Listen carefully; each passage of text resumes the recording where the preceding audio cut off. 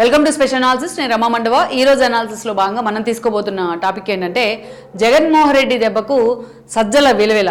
పాపం ఇలాంటి కష్టం పగోడికి కూడా రావద్దు అని చెప్పి నేను టైటిల్ తీసుకోవడం జరిగింది. ఆ అంశం గురించే మనం చర్చిద్దాం. సజ్జల రామకృష్ణారెడ్డి ఆ పార్టీలోంచి బయటికి వెళ్ళిన వాళ్ళు కానీ, వైఎస్ఆర్సీపీ నుంచి బయటికి వెళ్ళిన వాళ్ళు కానీ, వైఎస్ఆర్సీపీలో ఉండి ఏ పార్టీలోకి వెళ్ళడం ఇష్టం లేక అసంతృప్తిగా ఆ పార్టీలో కొనసాగుతున్న వాళ్ళు కానీ, అదేవిధంగా జగన్మోహన్ రెడ్డికి అత్యంత లాయల్గా ఉన్న చాలా మంది వ్యక్తులు కానీ సజ్జల ఇన్ అండ్ అవుట్ అందరికీ కూడా ఆయన టార్గెట్ అవుతానే ఉంటారు. చాలా సార్లు సజ్జల రామకృష్ణారెడ్డిని టార్గెట్ చేసిన సందర్భాలు ఉన్నాయి. బయటికి వెళ్ళిన వాళ్ళందరూ టార్గెట్ చేశారు ఆబ్వియస్లీ.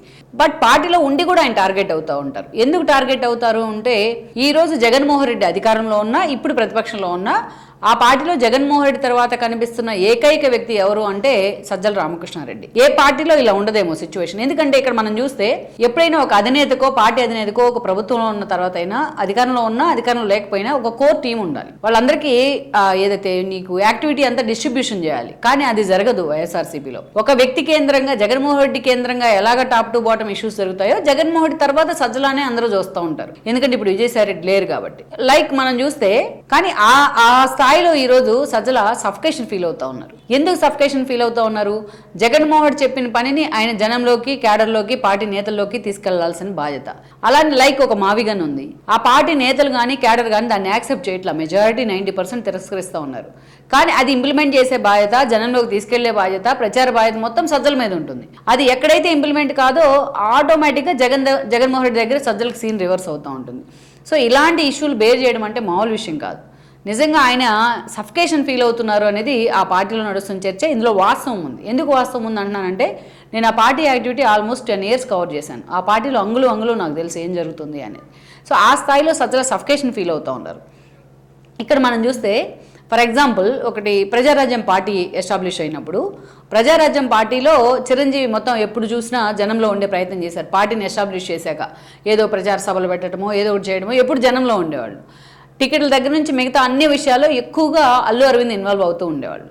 సో ఎవ్వరు తిట్టాలన్నా, ప్రజారాజ్యం పార్టీ మీద విమర్శలు చేయాలన్నా చిరంజీవిని ఎక్కువగా హిట్ చేసేవాళ్ళు కాదు, అల్లు అరవింద్ని తిడతా ఉండేవాళ్ళు ఎప్పుడు కూడా. అల్లు అరవింద్ ఎన్నోసార్లు కార్నర్ అయ్యారు ఈ విషయంలో. టికెట్ రాని వాళ్ళు, వచ్చిన అసంతృప్తి ఉన్నవాళ్ళు, ఎక్స్పెక్టేషన్స్ ఎక్కువ ఉన్నవాళ్ళు, యాస్పిరెంట్స్ అందరూ అల్లు అరవింద్ని తిట్టేవాళ్ళు. సో అల్లు అరవింద్ ఏమనేవాళ్ళు, మీడియా వాళ్ళందరూ చిట్చాట్లు ఎప్పుడు కూడా, సో కాచే చెట్టుకే రాళ్ళ దెబ్బలు ఎక్కువ తగులుతూ ఉంటాయి, పర్లేదు చిరంజీవి మీద పూలు పడాలి, ఆయన మీద, నా మీద రాళ్ళు పడాలి, ఆ రాళ్ళన్నీ నేను తీసుకుంటానని నవ్వుతూ చాలా స్పోర్టివ్గా తీసుకునేవాళ్ళు. అది ఆ స్పోర్టివ్నెస్, ఆ ఫ్రీడమ్ ఈరోజు సజ్జల రామకృష్ణారెడ్డికి ఉండదు. ఎందుకంటే ఆయన అట్లా జగన్మోహన్ రెడ్డి కొన్ని విషయాల్లో ఆయన అలా గిరిగీసి కూర్చోబెట్టారు. నిజానికి ఒక జర్నలిస్ట్ ఆయన, ఒక బ్యాక్గ్రౌండ్ చూస్తే ఒక ఈనాడు నుంచి సీనియర్ జర్నలిస్ట్ ఆయన. జగన్మోహన్ రెడ్డి పార్టీ ఎస్టాబ్లిష్ చేసిన క్రమంలో ఆయన వైపు రావడం జరిగింది. ఆ తర్వాత రోజుల్లో జగన్మోహన్ రెడ్డి మీడియా బాధ్యతలు కూడా చూసుకున్నారు చాలా రోజుల పాటు. బట్ సాయిరెడ్డికి ఆయన జైలు నుంచి వచ్చాక రాజ్యసభ ఇచ్చారు. రాజ్యసభ ఇచ్చిన తర్వాత ఆయన వ్యతిరేకించేవాళ్ళు సజ్జల. మీకు తెలిసి జగన్మోహన్ రెడ్డికి ఒక కోర్ టీంలో ఉన్న కొండా సురేఖ లాంటి వాళ్ళు కూడా సజ్జల కారణంగానే బయటకు వెళ్ళిన పరిస్థితి. అంటే ఒక జర్నలిస్ట్ అయ్యండి, అటు పాలిటిక్స్ మీద పూర్తి స్థాయిలో అవగాహన ఉండాలి, సమర్థవంతంగా ఆయన వ్యక్తుల్ని, రాజకీయాల్ని డీల్ చేయలేరనేది ఒక విమర్శ ఉండింది ఆయన మీద. కాకపోతే మిగతా విషయాల్లో మాత్రం చాలా పర్ఫెక్ట్గా జగన్మోహన్ రెడ్డికి లాయల్గా ఉంటారు ఆయన. భారతిరెడ్డితో ఉన్న బంధుత్వం కూడా సజ్జలకి ఆ పార్టీలో కొంత అప్లిఫ్ట్ ఇచ్చింది.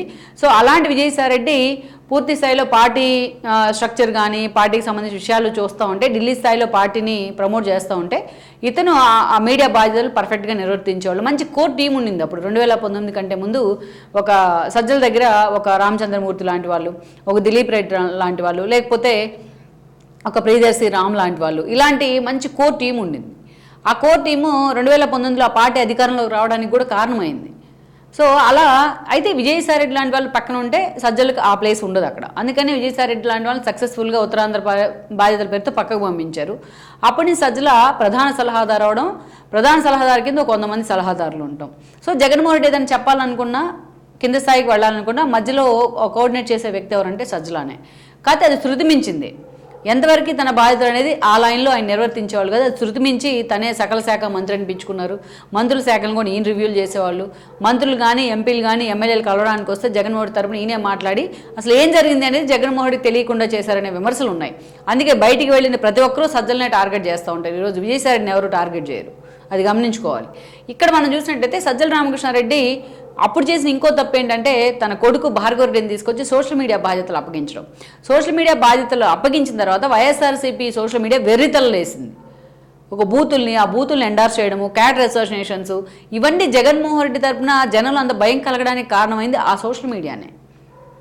సోషల్ మీడియాని నిజంగా ఇట్లా సైకోయిజం కూడా చూపించవచ్చు అనేది, ఆ సైకోయిజాన్ని సోషల్ మీడియాకి యాడ్ చేసింది సజ్జల భార్గవ రెడ్డి. అక్కడైనా సరే అతను కంట్రోల్ చేయాల్సింది తన కొడుకునైనా. విచ్చలవిడిగా పూర్తి స్థాయిలో ఎండార్స్ చేసినట్టు సోషల్ మీడియాని పూర్తి స్థాయిలో ఎండార్స్ చేసినట్టు బిహేవ్ చేసిన కారణంగా అది చాలా డ్యామేజ్ చేసింది వైఎస్ఆర్సీపీని. బయటికి ఇప్పుడు నేను ఇందాక ఆల్రెడీ చెప్పినట్టు బయటికి వెళ్ళిన నేతలు ఉన్నారు. ఇందాక నేను చెప్పాను ఆల్రెడీ, తెలంగాణ నేతలు ఉన్నారు టీడీపీ నుంచి వెళ్ళిన వాళ్ళు. ఒక్కరు కూడా ఎవరు చంద్రబాబు నాయుడు విమర్శించరు. టీడీపీ నుంచి వాళ్ళ వైపు నుంచి ఎప్పుడు టీడీపీ కూడా ఎప్పుడు విమర్శించదు. అందుకే అంత గౌరవం ఉంటుంది. అదే వైఎస్ఆర్సీ నుంచి ఒక్క నేత బయటికి వెళ్తే ఆ స్థాయిలో అతను వ్యక్తిత్వ హననం చేస్తారు, లైక్ కోటమిరెడ్డి కానీ, లైక్ ప్రశాంత్ రెడ్డి కానీ.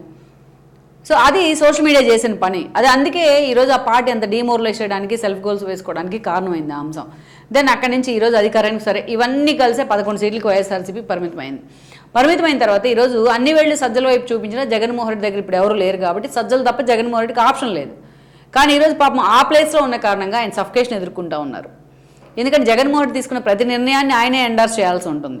ఈరోజు మొన్న అమరావతిని మేమే డెవలప్ చేస్తామని ఆయన అన్న తర్వాత నిజంగా జగన్మోహన్ రెడ్డి కూడా ఆయన మీద సీరియస్ అయ్యారు. ఎంత సఫికేషన్ తీసుకున్నారంటే సజ్జలు అంత సఫికేషన్ తీసుకున్నారు. తన కొడుకు ఈరోజు చుట్టూ కేసులు, లుకౌట్ నోటీసులు. బట్ పార్టీ వైపు నుంచి, జగన్మోహన్ రెడ్డి వైపు నుంచి ఆ స్థాయిలో మద్దతు లేదన్న చర్చ కూడా ఉంది ఆ పార్టీలో.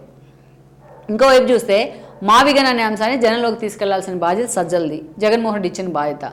అటు పార్టీ నేతలే సగం మంది దాన్ని యాక్సెప్ట్ చేయట్లేదు, సగం మంది ఏంటి 30 మంది యాక్సెప్ట్ చేయట్లేదు. దాన్ని మరి సజ్జలు ఎలా తీసుకెళ్ళగలరు జనంలోకి? తీసుకెళ్ళకపోతే జగన్మోహన్ రెడ్డి వైపు నుంచి ఇబ్బంది. ఫర్ ఎగ్జాంపుల్ జగన్మోహన్ రెడ్డి ఇప్పుడు లండన్లో ఉన్నారు. ఇక్కడ పార్టీ పర్యవేక్షించే బాధ్యత మొత్తం సజ్జలా చూస్తూ ఉన్నారు. రేపు ఏ మిస్టేక్ జరిగినా ఎవరికి క్లాస్ పడుతుంది? సజ్జలకే పడుతుంది. సో చూడండి, కర్ర విరగకుండా ఏదైతే పాము చావకుండా డీల్ చేయాలంటే అంత సమర్థుడైన నేతగా జగన్మోహన్ రెడ్డి అనుకుంటూ ఉంటారు. కానీ బట్ ఇవన్నీ కూడా ఆయనకి ఎదురయ్యే సమస్యలు సజ్జల రామకృష్ణారెడ్డికి. మిగతా వాళ్ళకి ఆపరిస్తుండదు. ఒక సుబ్బారెడ్డో లేకపోతే ఒక పెద్దిరెడ్డి, వీళ్ళంతా ఇష్యూని బట్టి వాళ్ళు సైడ్ అయిపోతూ ఉంటారు. కానీ సో ఆ స్థాయిలో సఫికేషన్ ఎదుర్కొంటున్న నేత ఎవరు అంటే సజ్జల రామకృష్ణారెడ్డి. అందుకే పాపం ఈ కష్టం పగోడికి కూడా వద్దని చెప్పి మనం టైటిల్ పెడతాం జరిగింది. ఈరోజు ఇంకా రెట్టించిన బాధ్యత జగన్మోహన్ రెడ్డి తరఫున. మీరు చూడండి, ఎప్పుడైనా ఆయన ప్రెస్ మీట్ పెట్టారండి, ఈ బాధ్యతలు ఈ సఫికేషన్ ఉంది కాబట్టి ఎప్పుడైనా ప్రెస్ మీట్ పెడితే సజ్జల రామకృష్ణారెడ్డి ఏది ఫేస్ టు ఫేస్ డేర్గా గట్టిగా చెప్పరు. ఒక జర్నలిస్ట్ అయ్యిండి కూడా ఆయన డేర్గా ఏది కూడా ఓపెన్గా చెప్పరు. ఆయన ప్రెస్ మీట్ కూడా చిన్న చిన్నగా మనకు సర్ది చెప్తున్నట్టు ఉంటుంది ఏదో. కానీ అసలు అర్థం కాదు ఆయన ఏం చెప్తున్నారు. చాలా అంశాలు మనకి స్ట్రైట్ అవే కమాండింగ్గా ఏ సబ్జెక్టు కూడా డెలివర్ చేయరు ఆయన. ఎందుకంటే ఆయనకున్న సబ్జెక్ట్ ఉండుండొచ్చు చాలా, కానీ ఆయనకున్న బాధ్యతలు, ఆయనకున్న సఫికేషను, ఆయన మీద ఉన్న ప్రెజరు ఆయన అలా మాట్లాడిస్తూ ఉంటాయి. సో అందుకే మరి అలాంటి సజ్జలను ముందు పెట్టుకొని మరి జగన్మోహన్ రెడ్డి ఈరోజు ఆరోగ్యం చేస్తూ ఉన్నారు. మరి సజ్జలు కూడా జగన్మోహన్ రెడ్డి తప్ప ఆయనకు ఆప్షన్ లేదు కాబట్టి ఈరోజు జగన్మోహన్ రెడ్డితోనే సేల్ అవ్వాల్సిన పరిస్థితి. మరి ఇన్ ఫ్యూచర్ వీళ్ళిద్దరి మధ్య బాండింగ్ ఎలా ఉండబోతుంది అనేది కూడా మనం చూడాలి. ఈ వీడియో మీకు నచ్చినట్లయితే please share, like and subscribe R24 Telugu.